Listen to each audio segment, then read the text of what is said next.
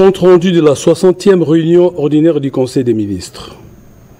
Sur instruction de son Excellence, Monsieur le Président de la République, chef de l'État, Félix Antoine Tshisekedi Tshilombo, la Première ministre, chef du gouvernement, Judith Suminwa Tuluka, a présidé ce vendredi 26 septembre 2025 à la Cité de l'Union africaine à Kinshasa, la 60e réunion ordinaire du Conseil des ministres du gouvernement de la République.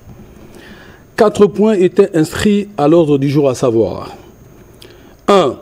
Communication de son Excellence Madame la Première ministre, chef de gouvernement. 2. Points d'information. 3. Approbation des relevés de décisions du Conseil des ministres. 4. Examen et adoption des textes. 1. Communication de la Première ministre. La communication de la Première ministre chef de gouvernement a porté sur 3 points principaux, à savoir 1. Du message de félicitations au Président de la République pour son discours à la 80e session de l'Assemblée générale des Nations unies. La Première ministre a tenu à féliciter chaleureusement, au nom du gouvernement et en son nom personnel, Son Excellence, Monsieur le Président de la République, chef de l'État, pour son brillant discours prononcé lors de la 80e session de l'Assemblée générale des Nations unies, le mardi 23 septembre 2025, ainsi qu'au cours du Side Event consacré à la reconnaissance du génocide perpétré en République démocratique du Congo pour des gains économiques, Génocost en sigle, qui perdurent depuis plus de 3 décennies. Son intervention, empreinte de conviction et de clarté, a souligné l'importance stratégique de la République démocratique du Congo sur la scène mondiale et le rôle crucial que notre pays peut jouer dans le cadre du multilatéralisme et de son mandat au Conseil de sécurité. Il a également plaidé pour une meilleure représentation de l'Afrique au sein du Conseil de sécurité. Elle a souligné que le chef de l'État a dénoncé la guerre de prédation qui frappe la République démocratique du Congo, appelant la communauté internationale à lui apporter un soutien ferme et à reconnaître les génocides silencieux dont notre peuple est victime depuis trop longtemps. Le président de la République a salué les efforts de paix, notamment l'accord de Washington avec le Rwanda, sous l'égide des États-Unis, et la déclaration des principes de Doha, sous l'égide du Qatar, et a proposé de considérer les bassins du Congo comme une solution climatique majeure, soulignant son rôle essentiel dans la lutte contre les changements climatiques. Le gouvernement salue l'engagement diplomatique soutenu de son Excellence, Monsieur le Président de la République. Il demeure convaincu que sa détermination à défendre les intérêts de notre pays sur la scène internationale portera ses fruits et contribuera à bâtir un avenir meilleur tant pour notre nation que pour le monde entier, a-t-elle insisté. 2. De sa participation au Global Power Forum 2025, la Première ministre est revenue sur sa participation au Global Power Forum le jeudi 25 septembre 2025 à New York, aux États-Unis. Organisé chaque année en marge de l'Assemblée générale des Nations unies, ces assises rassemblent de chefs d'État et de gouvernement, de premières dames, de dirigeants d'entreprises mondiaux, des décideurs politiques, des partenaires de développement, ainsi que des acteurs du changement issus d'Afrique, d'Amérique du Sud et de la diaspora mondiale. Cette édition avait pour thème le changement de pouvoir. Les femmes réinventent le leadership, l'héritage et la prospérité mondiale. Dans ces cadres, elle a prononcé un discours à la session de haut niveau, dans lequel elle a souligné que, dans chacun des 6 piliers du programme d'action du gouvernement, le leadership des femmes et l'inclusion des jeunes sont considérés comme des leviers essentiels de transformation. La Première ministre a également insisté sur la nécessité de reconnaître le génocide congolais comme un crime économique mondial, Génocost entre parenthèses, en plaidant pour la prise en compte de cette tragédie dans le cadre des gains économiques. Elle a invité les partenaires à soutenir activement la cause de la République démocratique du Congo. En tant que membre Gold du Global Power Women Network, la Première ministre a martelé sur la nécessité de contribuer à établir des ponts entre l'Afrique francophone, l'Afrique anglophone et les autres régions de l'hémisphère sud. Elle a affirmé son engagement à faire en sorte que des femmes ne restent plus en périphérie, mais occupent une place centrale dans la chaîne de valeur. Enfin, elle a lancé un message fort aux dirigeants mondiaux et aux partenaires du développement. L'autonomisation des femmes entrepreneuses dans le monde n'est pas une option, mais une urgence. 3. De l'appréciation du franc congolais et de l'accroissement de la masse salariale. La Première ministre a rappelé que le comité de conjoncture économique, réuni le 23 septembre sous sa présidence, a relevé 2 évolutions majeures. Primo, sur le plan de la stabilité macroéconomique, il s'est observé un recul de l'inflation et une appréciation du franc congolais sur les marchés d'échange. Cet ajustement devrait produire un effet positif en termes de maintien du pouvoir d'achat des populations. Toutefois, cette tendance pourrait réduire les recettes fiscales et creuser le déficit budgétaire. C'est pourquoi la Commission économie, finances et reconstruction du gouvernement a été instruite d'approfondir les options de resserrement budgétaire. Secondo, le comité a constaté une pression croissante de la masse salariale qui dépasse désormais la moitié des recettes courantes, avec comme conséquence la fragilisation de nos finances et la réduction de la capacité de l'État à investir dans les priorités de développement. C'est pourquoi, a-t-elle indiqué, le comité de conjoncture économique a décidé de faire du contrôle rigoureux des effectifs un axe central de discipline budgétaire, à travers la fusion et la poursuite sans interruption des opérations de contrôle menées par les ministères en charge, respectivement de la fonction publique et du budget. L'objectif est d'identifier les doublons, les sureffectifs et les avantages indus afin de les corriger. Une telle démarche permettra non seulement de maîtriser durablement la masse salariale, mais aussi de dégager des économies significatives pour réorienter les ressources publiques vers les priorités sociales afin de consolider les acquis sociaux et d'améliorer le bien-être de la population, a précisé la Première ministre.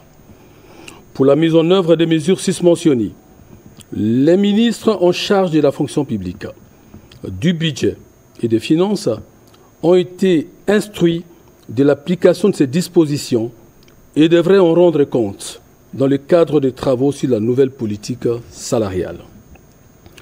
2 points d'information. 2.1. État et administration du territoire. Le vice-premier ministre, ministre de l'Intérieur, Sécurité, Décentralisation et Affaires coutumières, a présenté au Conseil le rapport sur l'État et l'administration du territoire national. Au cours de la semaine qui s'achève, l'état d'esprit de la population demeure calme et a été marqué notamment par l'intervention du président de la République à la tribune des Nations Unies, par laquelle il a fait un plaidoyer pour la reconnaissance du génocide congolais. L'appréciation de la monnaie nationale sur le marché d'échange. Dans un autre chapitre, il a fait état de la poursuite de la formation des cadres territoriaux et la vulgarisation des textes légaux sur les comités locaux de sécurité qui restent la stratégie adoptée pour impliquer la population dans la sécurisation à la base. Cette stratégie est accompagnée par les opérations de police dites Ndobo, dont les défis à relever font l'objet des réponses du gouvernement. Conformément à l'instruction du président de la République faite lors de la réunion du Conseil des ministres du 19 septembre 2025, relative au renforcement des effectifs de la police des circulations routières par les éléments des forces armées de la République démocratique du Congo, dans le but de résoudre les problèmes chroniques des embouteillages à Kinshasa, le vice-premier ministre, ministre de l'Intérieur, Sécurité, Décentralisation et Affaires coutumières, a tenu le mercredi 25 septembre 2025 à son cabinet une réunion de travail avec les commandements de la police nationale congolaise. Il s'en était suivi une parade de briefing pour le déploiement effectif des unités mixtes dès ce lundi 29 septembre 2025.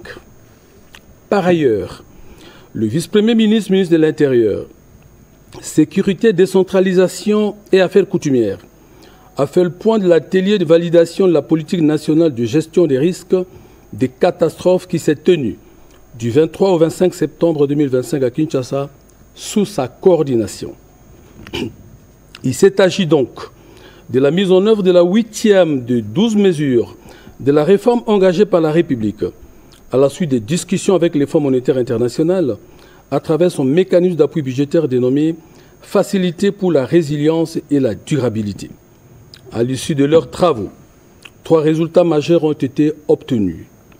La validation de la politique nationale de gestion des risques et des catastrophes, l'adoption du projet de décret portant institutionnalisation de la dite politique devant être soumis au Conseil des ministres pour examen et adoption au plus tard fin octobre 2025, l'élaboration d'une feuille de route opérationnelle pour sa mise en œuvre. L'accompagnement du gouvernement a été sollicité pour la finalisation du processus d'adoption réglementaire de cette politique et pour sa mise en œuvre effective, conformément à nos engagements nationaux et internationaux. Le Conseil a pris acte de ces rapports. 2. Situation sécuritaire. Le vice-premier ministre, ministre de la Défense nationale et ancien combattant, a présenté la situation sécuritaire et les opérations de défense sur le terrain, particulièrement dans les lignes de front dans le Nord Kivu et le Sud Kivu. Face aux menaces de l'ennemi, les FARDC sont en alerte et restent déterminés à répondre avec rigueur à toutes les attaques de l'ennemi pour défendre le territoire national. En ce qui concerne les opérations de traque contre les terroristes ADF, la pression militaire exercée par les FARDC avec l'appui de l'armée ougandaise a permis l'arrestation de 2 terroristes ADF ainsi que les dépendants de l'un des leaders terroristes. Elle a également conduit à la récupération de plusieurs armes et munitions appartenant à ces terroristes. À l'ouest du pays, les forces de défense poursuivent la traque des Mobondo qui dernièrement ont décapité 9 personnes à la ferme Raoul, dans la commune de Maluku. Le Conseil a pris acte de ces rapports. 2.3. Situation épidémiologique en République démocratique du Congo. Au nom du ministre de la Santé, Hygiène et Prévoyance sociale en mission, le ministre de la Pêche et Élevage a présenté les points saillants de la situation épidémiologique dans notre pays. S'agissant de la maladie à virus Ebola, il a été enregistré 30 alertes, dont 12 validées, et aucun cas n'a été confirmé au 24 septembre 2025. Depuis le début de l'épidémie, le cumul est de 48 cas confirmés, dont 30 décès des cas confirmés, soit une létalité de 62,5% et 11 cas probables. En ce qui concerne l'épidémie de choléra, la tendance à la 37e semaine épidémiologique a été marquée par une légère diminution du nombre de nouveaux cas, passant de 1188 à 1186 cas suspects, dont 33 décès, soit une létalité de 2,7%. Dans l'ensemble du pays, la diminution du nombre des cas est de plus de 3% au cours de cette semaine. Dans la ville de Kinshasa, qui fait face à une résurgence épidémique de choléra depuis la 16e semaine épidémiologique, il a été notifié au cours de cette semaine 48 nouveaux cas suspects et aucun décès n'a été enregistré depuis 4 semaines.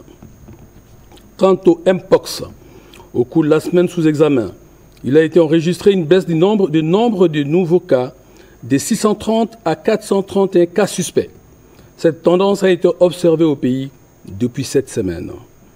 Le Conseil a pris acte de cette note d'information.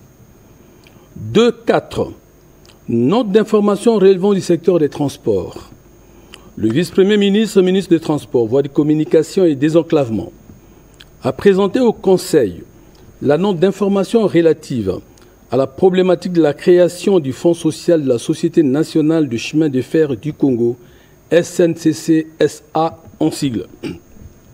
En effet, cette entreprise publique stratégique pour la mobilité nationale fait face à des difficultés structurelles et sociales persistantes qui compromettent son bon fonctionnement d'une part et d'autre part connaît un vieillissement marqué de son personnel, dont près de 2 tiers, soit environ 3 695 agents, sur un effectif total de 5 781, sont éligibles à la retraite. Il a démontré la nécessité impérieuse de mettre en place un mécanisme institutionnel durable, efficace et performant, capable de soutenir les agents, d'apaiser le climat social et d'accompagner efficacement la réforme de l'entreprise par la création d'un fonds social. Ce fonds social, la SNCC-SA, poursuit les objectifs suivants. Assurer la prise en charge progressive de la dette sociale de l'entreprise, en particulier les financements des retraites et indemnités dues, afin de répondre aux obligations légales et de restaurer la confiance du personnel envers l'institution. Renforcer la protection sociale des agents et cadres à travers des mécanismes de prévoyance, d'assistance et de secours adaptés aux réalités socio-économiques et aux contraintes physiologiques des travailleurs. Faciliter le renouvellement et la stabilisation du personnel par la mise à la retraite effective des agents éligibles et le rajeunissement des effectifs, garantissant ainsi la continuité et l'efficacité du service ferroviaire. En complément, la ministre du Portefeuille a soutenu cette démarche et a indiqué qu'à travers un plan de réforme structurant et la mise en place d'un mécanisme de suivi permanent, une solution globale de gestion de passifs sociaux des entreprises publiques du portefeuille de l'État pourrait être mise en place. Le Conseil a pris acte de cette note d'information. Point 3. Approbation des relevés des décisions. Les membres du Conseil ont approuvé le relevé des décisions prises lors de la 59e réunion ordinaire du Conseil des ministres du vendredi 19 septembre 2025. 4. Examen et adoption des 5 textes. 4.1. Projet de décret. Le vice-premier ministre, ministre des Transports, voies des communications et désenclavement a soumis pour examen et délibération le projet de décret portant réglementation de l'importation de véhicules d'occasion en République démocratique du Congo. Ce texte s'inscrit dans le cadre de la mise en œuvre de la politique nationale de sécurité routière et conformément aux engagements internationaux souscrits par notre pays qui imposent la nécessité de réformer en profondeur la réglementation relative à l'importation des véhicules d'occasion. En effet, le parc automobile national, majoritairement composé de véhicules vétustes importés, constitue un facteur aggravant d'accidents, de circulation et de pollution environnementale, compromettant ainsi la sécurité routière, la santé publique et la qualité de vie des populations. Bien plus, la plupart des véhicules devenus vétustes ne disposent plus d'équipements de sécurité requis, d'où l'impérieuse nécessité d'organiser les secteurs des véhicules d'occasion et d'encadrer leur importation par un cadre réglementaire spécifique en vue notamment de garantir la sécurité routière et de préserver notre environnement et d'assurer la qualité du parc automobile national. Cette réforme s'inscrit dans la dynamique du plan national de sécurité routière en cours d'élaboration au niveau de son ministère, lequel s'articule avec la stratégie nationale de sécurité routière issue des travaux du plan directeur national intégré des transports. Après débat et délibération, le Conseil a adopté ces projets de décret. 4.2. Projet de loi de ratification. Le ministre d'État, ministre de la formation professionnelle, représentant le ministre d'État, ministre du Plan et de la coordination de l'aide au développement en mission, a soumis pour examen et délibération le projet de loi portant ratification de l'ordonnance loi numéro 25/041 du 8 juillet 2025, autorisant la ratification de la Charte africaine de la statistique. Après débat et délibération, ces projets de loi ont été adoptés. 4.3. Projet de loi. Au nom du ministre d'État, ministre de la Justice et garde des Sceaux en mission, le ministre d'État, ministre de la Formation professionnelle, a soumis les projets de loi portant autorisation de la prorogation de l'état de siège sur une partie du territoire de la République démocratique du Congo, prenant cours le 4 octobre 2025. Après débat et délibération, le Conseil a adopté ces projets de loi. 4.4. Projet de loi de ratification. Le ministre du Commerce extérieur en mission, représenté par les ministres des Affaires foncières, a soumis au Conseil 2 textes de ratification pour examen et délibération. 1. Projet de loi portant ratification de l'ordonnance loi numéro 25/036 du 8 juillet 2025, autorisant la ratification de l'accord sur les subventions à la pêche de l'Organisation mondiale du commerce. En effet, parmi les instruments de l'OMC, ouverts à l'acceptation que notre pays n'a pas encore ratifié, figure l'accord précité. Ce texte va marquer une avancée significative de la République démocratique du Congo en matière de durabilité des océans. Les interdictions contenues dans cet accord sont importantes et nécessaires pour les pays côtiers d'Afrique dans la lutte contre les flottes étrangères subventionnées qui dévastent les ressources halieutiques. 2. Projet de loi portant ratification de l'ordonnance loi numéro 25/037 du 8 juillet 2025, autorisant la ratification de l'accord sur la facilitation des échanges, AFE en sigle, de l'Organisation mondiale du commerce. En autorisant cette ratification, la République démocratique du Congo traduira sa ferme détermination à contribuer à la mise en œuvre de cet accord et à la poursuite d'une coopération solide avec l'Organisation mondiale du commerce en vue de garantir la croissance et la diversification de l'économie du pays pour le bien-être de la population, a martelé le ministre du Commerce extérieur.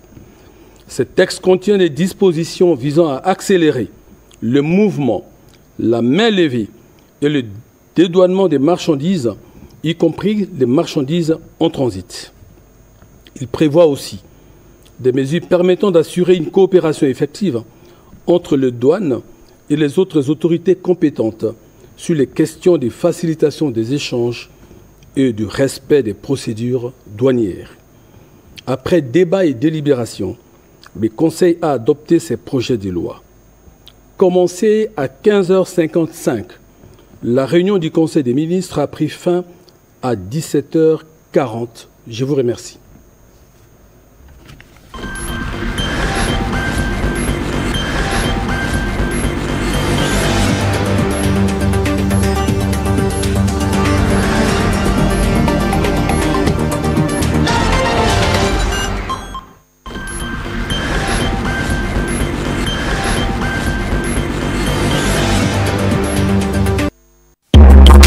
Du numérique, la communication demeure encore au centre de la vie. La radio-télévision nationale congolaise reste le vecteur